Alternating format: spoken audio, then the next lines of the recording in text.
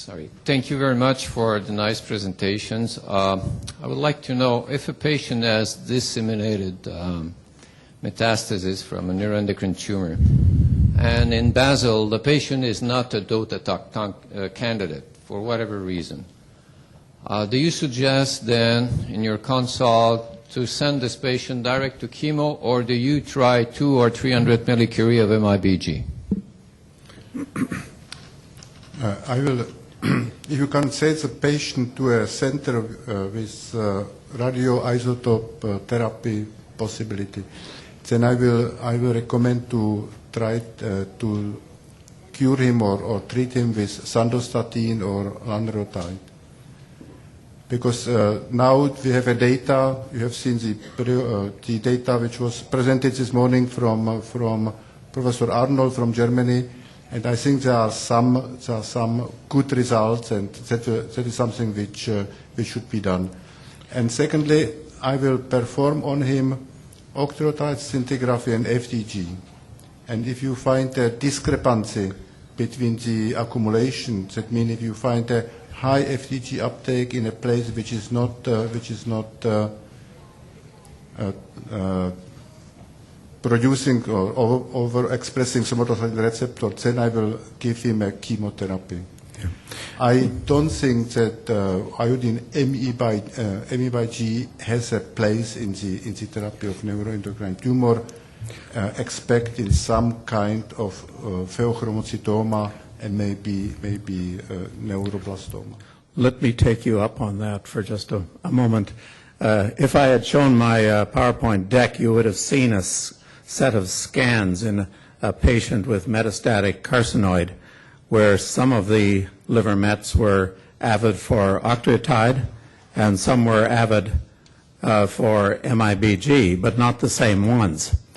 It seemed to me on the basis that one can use scanning as the evidence for whether MIBG should be applied or not.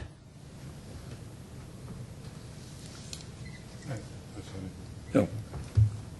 I was directing my question to you. Oh, sorry, I was reading this. Okay. Yeah. Can you repeat it? My question is, when we have scintigraphic evidence that the tumor is not octreotide avid, but it is MIBG avid, as we have in some cases, that I think there is an application for MIBG therapy. Oh, yes, definitely. But once again, with if you are working with indium, you have not indium is not so sensitive like gallium DOTATOC, and if possible, I will make a good gallium DOTATOC scintigraphy to be sure that the tumor is not expressing somatostatin receptors. And if you have a clear evidence of MIBG positiveness, then of course you can give him the therapy using iodine. Then a question. Yeah. Hi there. Thank you for your talk. I was wondering, you showed a 5% complete response. I was just wondering, are those usually the smaller tumors, or does it matter? Have you seen big tumors have a complete response? To one, the other, is there any criteria? I mean, are all patients treated this way, or is there a set of criteria for systemic therapy in this way? The first question concerning the tumor, we have seen that patients having a bulky disease, huge tumor, are usually having a better response than patients with residual tumor. The reason is that if you have a bulky disease and if you inject our amount of labeled octreotide, all the activity is going into the tumor, and we have a higher irradiation. So I strongly recommend to do the therapy in this patient. Second, after the DOTATOC therapy, the tumor are definitely less vascularized because tumor vessels have also somatostatin receptors, and if we find a patient with a shrinkage of the tumor after the therapy, we recommend as a next step a surgical treatment. For small tumor or for residual disease, we are recommending lutetium instead of instead of yttrium because of the less kidney toxicity. So is there criteria, or is everybody a candidate for this? I'm just. Big one? Is there a selection process for treating patients systemically? Or, for example, a patient that has primarily liver disease or all liver disease, do you still treat systemically?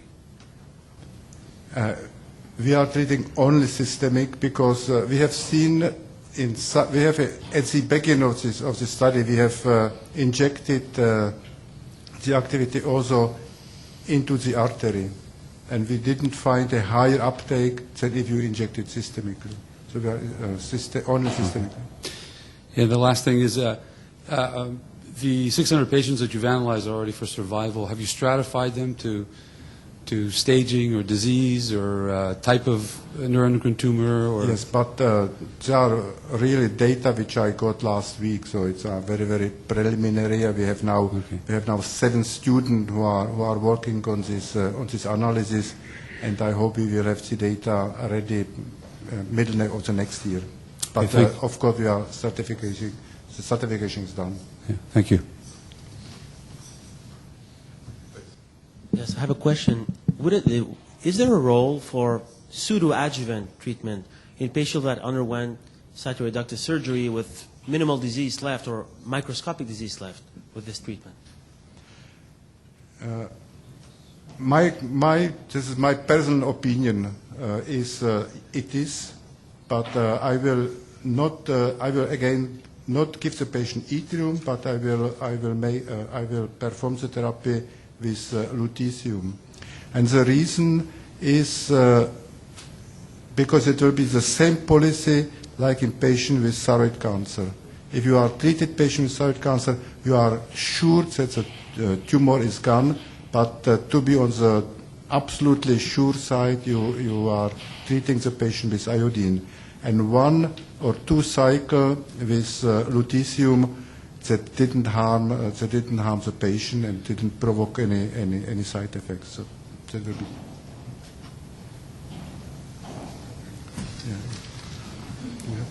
Yeah, I have a few answers I must to give. One is our patient referred overseas from Quebec to receive treatment with yttrium-90 or lutetium-177. First of all, I know personally one person who went in Europe to receive evaluation for treatment with lutetium, but she was not eligible for treatment because of poor tumor uptake. Yeah, so I imagine there are others, but none of the patients have told me that she has received, or he or she has received treatment. Sorry. To complete that question, are physicians referring patients to Europe for treatment with yttrium-90 and lutetium-177? Yeah, we do not refer. It's actually the treating physician who actually makes the referral. So I do not get much information on where the patient goes. So you don't know if patients are referred from Quebec to Europe for yttrium-90 or lutetium-177? I'm not aware of any specific Anybody? cases. Unlike Ontario, where out of 15 patients in the last 4 years who have been referred out of province to Europe, 9 have actually gone at their own expense, but the treatment is paid for in Ontario by the Ontario government. Thank you. I got 3 questions. The first is there a study comparing Dotatoc and interferon? There is not a study, but interferon was abound from the therapy mostly because of the side effects, and I guess not even in Sweden is interferon used anymore.